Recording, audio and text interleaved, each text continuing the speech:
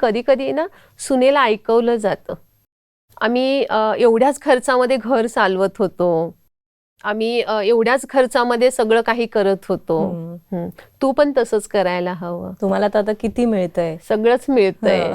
तर हे पण समजून घ्यायला पाहिजे. आता त्यांच्या नशिबाने आलंय, तुमच्या नशिबाने सुद्धा घरामध्ये सगळ्या भरभराटी आहेत आणि थोडे संस्कारांमध्ये हेवे दावे असू शकतात. तर ते सुद्धा समजून घ्यायला पाहिजे, कारण ती एका घरातनं आलेली आणि तिथे तिचं जीवन म्हणजे स्वच्छंद जीवन होतं. आज ती ह्या ठिकाणी आल्यानंतर कळत नकळत तिला बघणारे 4 लोक आहेत, त्यामुळे ती कुठेतरी स्वतःला सावरण्याचा प्रयत्न करते.